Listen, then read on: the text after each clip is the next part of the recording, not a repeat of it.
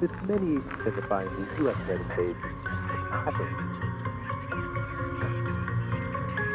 5, 4, 3. At stage 2 engine ignition. 1 minute 25 seconds till pressure hold.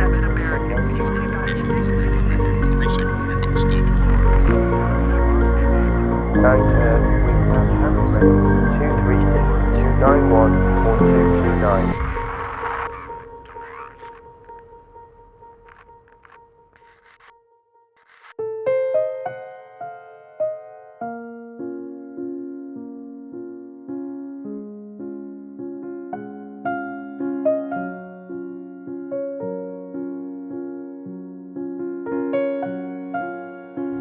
Hey guys, City Wall here, and welcome back to Mars. Last episode, in episode 19, I said that we would start doing this kind of video, the sort of just showing more the time lapse of how it got made.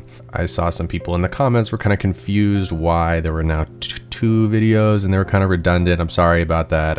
Obviously, now it's a little bit more clear. We have an episode that is 100% cinematic shots, pretty much, that you obviously saw. It came out, and now there's this video, which is going to be basically 100% in-game building time lapses. So these behind-the-scene episodes are really how you can see how I did it in a shorter amount of time than watching through all of the live streams.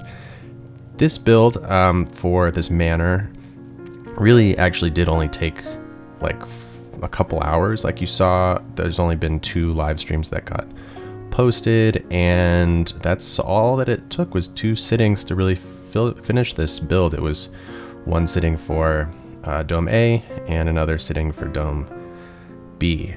So what you're seeing me do now is kind of the grunt work of setting up these 2 places. So creating the glass dome out of the glass dome props that I made, using the Mars surface network to make the rims and everything. And then you just saw me remove the sand texture, which is the one that's the Mars colored, and that revealed ore texture underneath. I believe that's why it was all white.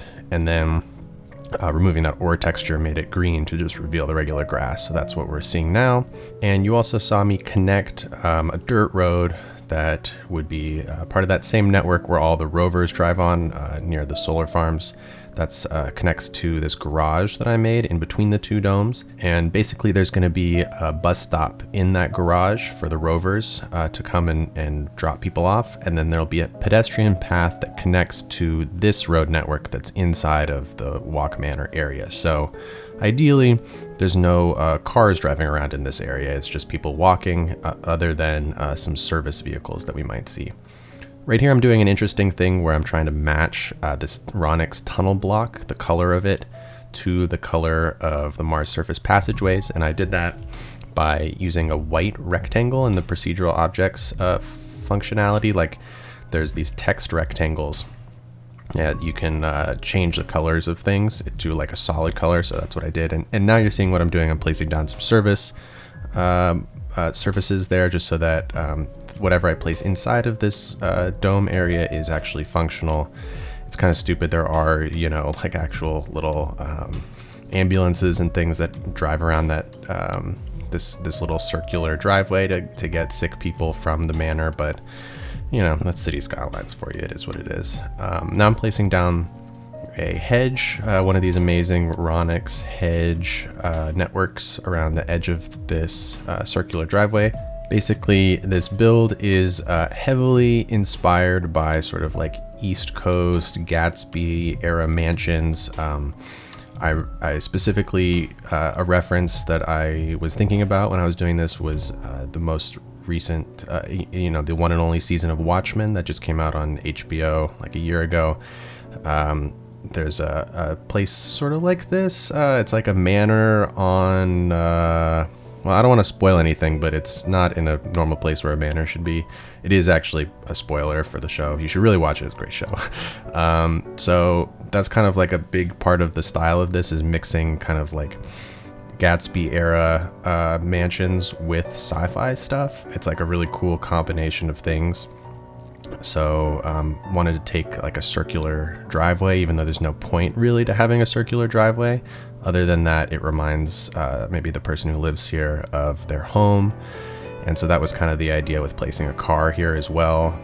It actually added a great little excuse for me to like give a story to why there's a car in Empire Street. Like the story is that, you know, obviously the person who owns this mansion brought 2 cars and they eventually donated one to Empire Street and then kept one here for themselves to drive circles around their useless little driveway. Now I'm working on the most fun part of this whole build from my perspective, which is this hedge maze. Again, it's made out of Ronix 69 hedges. This is some sort of hedge prop pack that he has. I think it's like topiaries and things. Now I'm doing something that's, I think, one of the coolest things in this build, which is I'm using a bird cage from one of Jez's Paris prop packs, Paris workers or something like that, and scaled the bird cage way up to make this gazebo. Really cool looking, if you ask me, really unique looking. And then placing down some like circular, you know, whatever it is, it's different concrete pieces underneath to kind of give it that like pedestal, make it have like a base to it, putting some flowers around the edge of it so that there's only particular areas where you can walk in and enter. In general, this is, you know, there's no paving, this is all grass, and I'm just placing down benches and different lanterns, lights. These lights are from the James C. Flood house. Basically, when you subscribe to that asset, the James C. Flood mansion, manor, whatever it is, from San Francisco, it comes with all these different props. There's like fence props that I'll be using in a little bit, and also those lantern props. So it gives this whole area a pretty cohesive style. It's pretty cool that it comes with those. What a great asset. Mac Welshman made it. It is so incredibly detailed. It's for the Presidio Bay series by Besquigelhausen and Interurban Era. It's basically a very, very famous building in San Francisco. And it was like the exact style of building that I was looking for to do this build. You can see I'm placing down the fences and these little pillars that come with the pack. Really cool. You know, it's such an iconic building that I wanted to give it an actual story. It's like, you know, if you were to use the Empire State Building in just a regular build, it's like, why the heck is an Empire State? But it's like some buildings are too iconic to really use, and that was my feeling about this. So I wanted to give it an actual story of this is the real James C. Flood mansion. You know, it's just been moved to Mars brick by brick. So I thought that was kind of a cool detail. Now we can see that I am setting up this pool. It's real water, which is always tricky to work with, and you're about to see I'm gonna have all sorts of issues with water kind of like clipping through terrain in weird ways. Right now I'm just working on getting really precise little hedge shapes so that this can be like a really precise little garden, placing a bunch of little flowers down. You can see here I went back to having flat terrain so it wouldn't have that water issue. Here we are replacing the flowers with better flowers. These are nice. These are the Columbia City flowers. They're actually props, so they don't like randomly change sizes and things. They just look very uniform and nice. I did a cool thing there. You saw I used the prop converter, tree prop converter mod to convert these poplar trees into procedural objects so that I could scale them way down, which is a really cool thing that you can do now. Coming up with the design of this garden, there was a number of different sort of Gilded Age mansion garden images that I found. Patrons who were in the stream helped me find some cool images, and I just had those up while I was building this, trying to take some of the same kind of concepts that these gardens have and do it in a way where, you know, it was much smaller because we don't really have a lot of room inside this dome.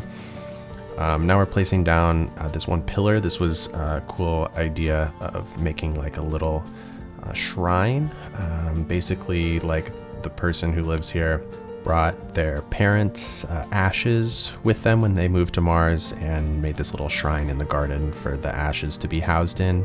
and just using some stairs and some ploppable surfaces there to just make a little raised up areas to give it that extra importance. And then one of the things that I was noticing in a lot of these photos I was taking inspiration from is that the kind of areas where you're meant to walk in these gardens have little fences around them, and there's a lot of areas that are sort of more off limits and kind of just for the gardeners to go around and tend to the flowers. So that's why I added a fence around it. Here I'm using procedural objects on these decals to basically change the where the decals go. I'm trying to just get every single paved surface in this whole area looking the same, with the same type of kind of cobblestone or whatever this is, tiled surface. There's these fun box trees that I think come with the same pack of hedges that Ronix made, so placing those down in just certain areas, not everywhere. And then, like I just said, along the back here, along this Mars surface passageway that encompasses the whole entire dome, placing a bunch of just random different trees, just getting it looking very naturey, kind of giving this cool contrast between just trees here, and then like 10 feet further away is the vacuum of the Mars surface. So very cool getting to place trees so close to you know, like an alien planet surface. It's a cool little effect. Next thing here is placing down these manicured grass decals, and again I'm using them as procedural objects because you can be much more precise about vertically speaking, like what the decal is actually on. So specifically this circular driveway, because it's raised up just a bit, that surface network, when you use procedural objects decals, you can be way more precise and have the decal be underneath it but not actually show up on it. Next thing here was working on this pool, and first thing is using retaining walls to create like an edge to the pool. So that's just making a square off to the side and moving the nodes into position. I'm placing a false bottom to the pool to make it like so that you can't see the terrain, you know, directly underneath, and then using some terraform networks to lower that terrain and make sure that there's none kind of clipping up through the bottom of it. It was really difficult dealing with these terraform networks in this particular spot, just because the water kept wanting to overflow in certain places, and it was some very precise terrain adjustments. Using some hedges to kind of cover up some of the ugliness of the terrain where it kind of pokes through. And I was thinking, you know, most pools like have a rim to it that's sort of different than the pavement that's you know, around that. So I'm making a rim here out of these squished concrete benches. You saw me just place a few and then skip past, and they're all of a sudden everywhere. Putting some of these trees around the edges, and then I'm going to be placing this kind of trying to figure out like a hot tub situation. So that was something I wanted here, was like a little separate area for a nice hot soak. So I wanted to, it was tough to get it to figure out like a good way to do this. So I started off here with this procedural object, kind of a semicircle. What is this called? A cylinder. Turning it into a semicircle by hiding it in you know, underground there, using the text rectangle feature to make it the right color, adding some stairs here and stretching the stairs just so that they go the entire distance of the pool. You'll see me do that in a little bit. Then taking some more retaining walls, and outside of this pool area, just drawing them, just a couple nodes, 2 segments, and moving those into position so that I could make kind of like a curved rim to this hot tub. And that's obviously kind of like what's stopping the overflow. And then the semicircle that I made before is more like a seat where you would sit on it, you know, just your upper half sticking out above the top of the water.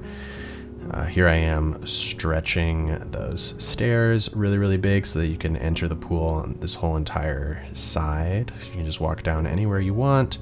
I was thinking of placing some railings. I believe I deleted these railings because they looked weird. Maybe I kept them, but I guess if you're an old man, you kind of gotta have some railings in your pool. That's sort of the story, is that there's a very old man who lives here. placing some pillars around the edge of this pool. It's just the same pillar from the James C. Flood Mansion pack. JCF, you can see me searching for it there, James C. Flood. This just is a cool little accent that kind of makes the pool, gives the pool like a little bit more of a sense of scale, placing them all around. I'm about to place down some pool furniture as well on either side, just going very sparse with it, because obviously this is a private pool. There's not going to be tons and tons of people here at any given time, so just maybe like 4 or 8 chairs, a couple here, a couple there. Place down, I'm not sure if you'll see it, but I placed down a little prop person on one of the chairs, and a Sven Berlin swimming person, CAL custom animation loader, little building. It's just a person that does a little swimming animation, and so they live in the pool and they just are constantly swimming. Right now I'm placing down, I was thinking that this would be like an area where you could host like a party. So I started off by placing down some like drinks and menus and servers and things, but eventually I deleted all the servers. I was just imagining it would be rare that you'd be looking at this mansion and at that particular time they're like throwing a party, so I ended up deleting a lot of that and just making it kind of like an empty area where there could be a party. But that's pretty much it for Dome A. So now we're working on the second dome, Dome B. And the idea for this is that this is like a recreational auxiliary dome for the mansion. Basically, like you can walk over here for a few hours, get away from everyone, go play tennis, go, sit by the lake, that kind of thing. So you're about to see me struggle a ton with a little path layout for this dome. I was thinking there's like sort of a central point and there's a bunch of different spokes that come off of it that get you to different little attractions. So, tennis being one of them, lake being the other, the horse facility being a huge one. So there's kind of like a strip down the middle. You can see me kind of messing with creating 2 kind of areas. One side of it will be for the horses, the other side will be for the lake. While we slog through this, let me just real quick talk about this issue that I had. So basically I finished doing this build, and prior to doing this I had added the 81 tiles mod. I added it like a week before, and I did that garbage canyon build, and then did this one. Both of those builds were outside of the 81 tiles area, and all of a sudden after like 2 weeks of having the mod installed, I started having like really, really bad issues. You can see there's some crazy screenshots that I took, and the only thing that's like kind of similar is I found like a GitHub page about an issue with building anarchy, and I'm pretty sure that actually does relate to what was going on here.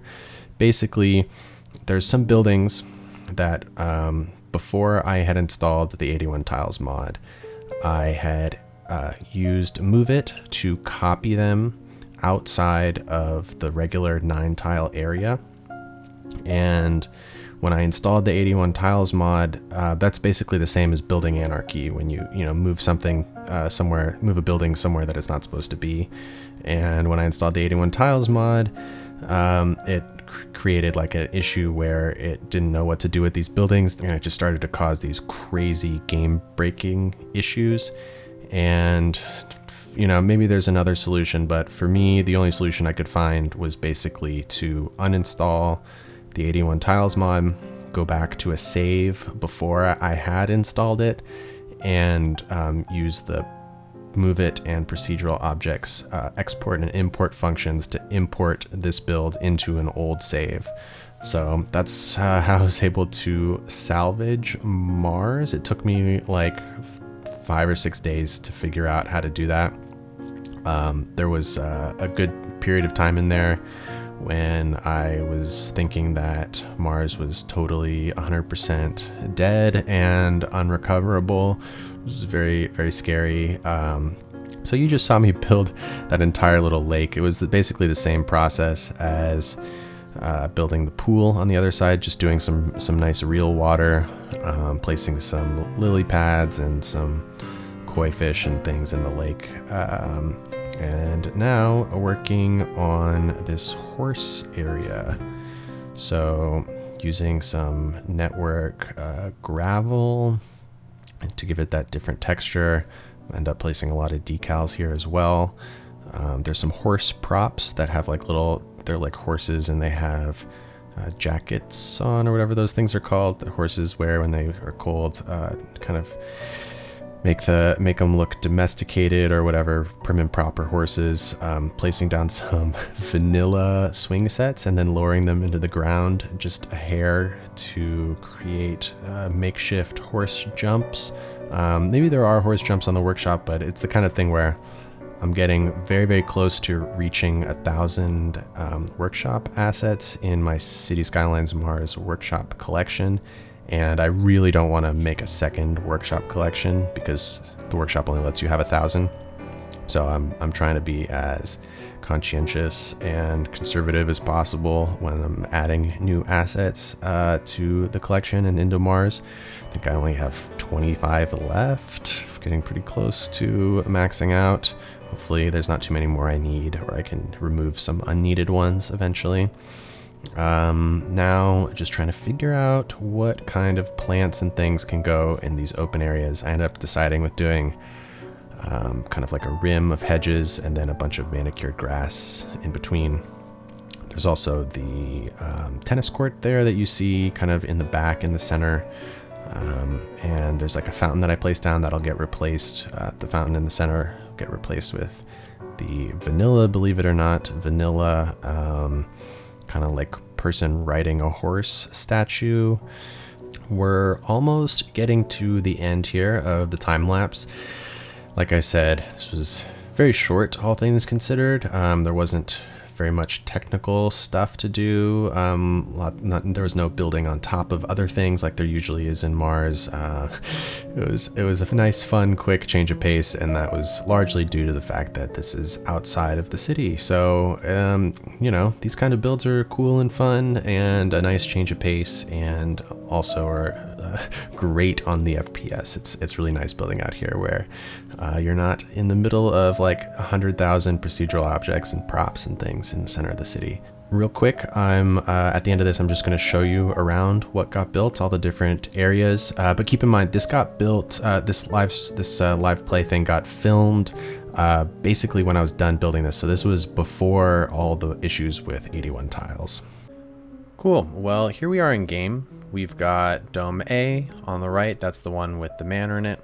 And Dome B on the left, that's the park dome, the recreational dome. And if we just take a look here, we've got the driveway, the circular driveway with the Buick parked there that, Andrew Cho does laps around, or did laps around in his earlier years. We have the entrance to this dome right here in front of us, and the James C. Flood mansion right front and center.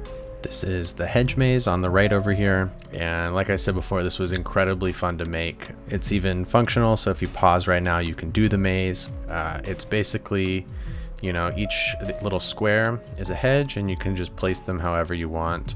It was super fun and satisfying to do it. This centerpiece here is actually a bird cage. Here you can see, it looks like that, It's scaled way up. I think Jez made that prop. We have the pool back here with some lounge chairs and this hot tub in the middle, really long, skinny, so you could do laps. We have our little garden on this side with a ton of little intricately done hedges. These are all nodes and segments, all of this, so it's like quite a lot. It was a little tedious to put together, but I think it looks really cool. And it's kind of a crazy looking effect here, how we have like such a earthy, something that we're all used to seeing, this really nice garden, but then we have this very sci-fi walkway just outside and just endless Mars desert outside. It's a really spectacular kind of view, if you ask me. If we look this way, we can see we still have Harmony Station there in the distance. It's not too far away. Then if we go along this pathway here in the center, we have the garage in the middle, a couple parked rovers. This is sort of like would be a large underground climate control facilities area, like I mentioned. And then on this side, we have another door, identical to the one on the other side, a pair of fountains, one on either side, and some benches. And we have this big kind of open grassy area in the middle.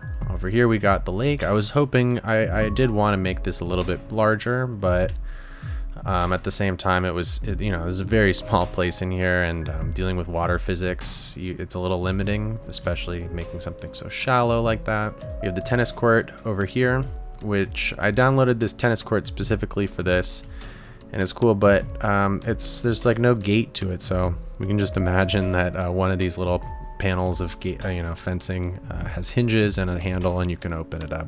And then over here we have a little hidden gazebo and the horse breeding facility, which out front you can see there's a couple bales of hay, a little door, this barn, and a few different paddocks where horses, in each different part of the barn, can walk out and spend their time mainly in these two smaller confined areas. But then if there's someone here to ride them or give them exercise or whatever you do with horses, you'd have this larger area with these are little maybe there is a prop for this, but I didn't have it subscribed to, and I'm probably not gonna go to the effort just for this. But this is a vanilla swing set that I just sunk down into the ground to create kind of like horse jumps.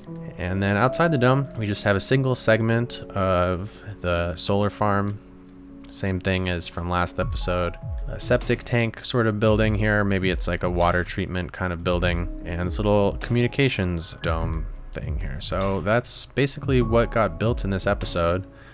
I personally really enjoyed this because it is such a crazy juxtaposition here, just looking at this kind of old style mansion in the center of the Mars desert with like all this crazy sci-fi stuff directly around it. A glass dome only 50 feet above its head.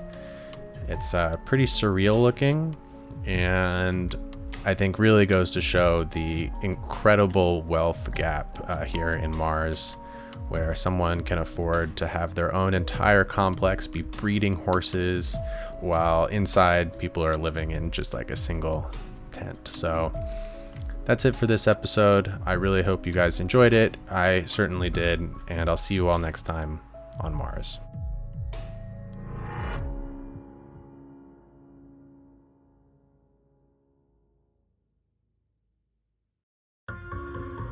Cities Skylines Mars is a video series that follows the story of a fictional Mars colony.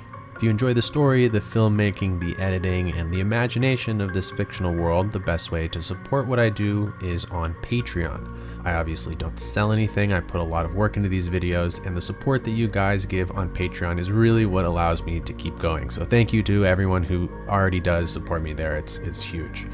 If you enjoyed the actual Cities Skylines work that's done in this series, rather than supporting me, consider supporting some of the amazing modders that make this possible.